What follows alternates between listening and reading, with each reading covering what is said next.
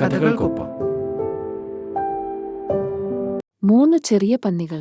പണ്ട് ശാന്തമായ ഒരു നാട്ടിൻപുറത്ത് ഒരു അമ്മ പന്നി തന്റെ 3 ചെറിയ പന്നികളോടൊപ്പം താമസിച്ചിരുന്നു. ഒരു ദിവസം തന്റെ മക്കൾ ലോകത്തേക്ക് പുറപ്പെടാനും സ്വന്തമായി വീട് പണിയാനും സമയമായി എന്ന് അവൾ തീരുമാനിച്ചു. അവർ പോകുന്നതിനു മുമ്പ് അവൾ അവരെ ഉപദേശിച്ചു, കഠിനമായി അധ്വാനിച്ച് അപകടത്തിൽ നിന്ന് നിങ്ങളെ തന്നെ സംരക്ഷിക്കാൻ ശക്തമായ വീടുകൾ പണിയുക.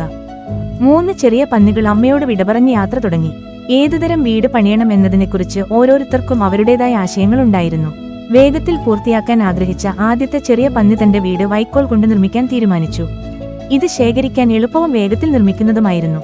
അത് ചെയ്തു കഴിഞ്ഞ് ബാക്കി സമയം കളിച്ചും വെയിൽ ആസ്വദിച്ചും അവൻ ചിലവഴിച്ചു. രണ്ടാമത്തെ ചെറിയ പന്നി അല്പം കൂടുതൽ കഠിനാധ്വാനിയാണെങ്കിലും വിശ്രമത്തിനായി എപ്പോഴും ഉത്സുകനായിരുന്നു.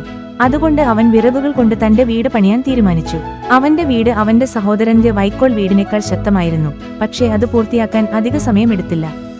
ആദ്യത്തെ പന്നിയെപ്പോലെ അവൻ ഉടൻ കളിക്കാൻ പോയി.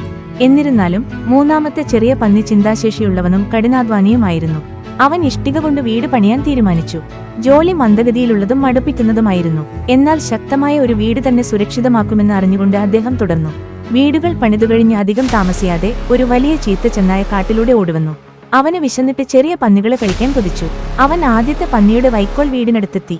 ചെറിയ പന്നി, ഞാൻ അകത്തേക്ക് വരട്ടെ എന്ന് വിളിച്ചു ചോദിച്ചു. പന്നി മറുപടി പറഞ്ഞു, ഒരിക്കലുമില്ല. എങ്കിൽ ഞാൻ നിന്റെ വീടിനെ ഊതി പറപ്പിക്കും. ചെന്നായ അലറി.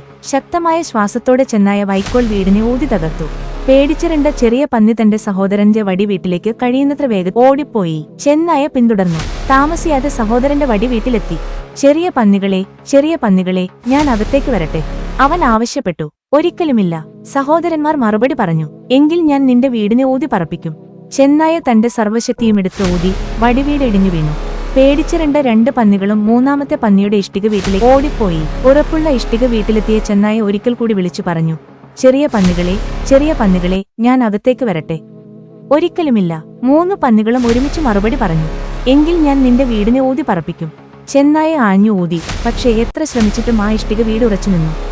നിരാശനായ ചെന്നായ പുതിയ പദ്ധതിയുമായി രംഗത്തെത്തി. ചിമ്മിനിയിലൂടെ ഇറങ്ങാൻ ഉദ്ദേശിച്ച് അയാൾ മേൽക്കൂരയിലേക്ക് കയറി.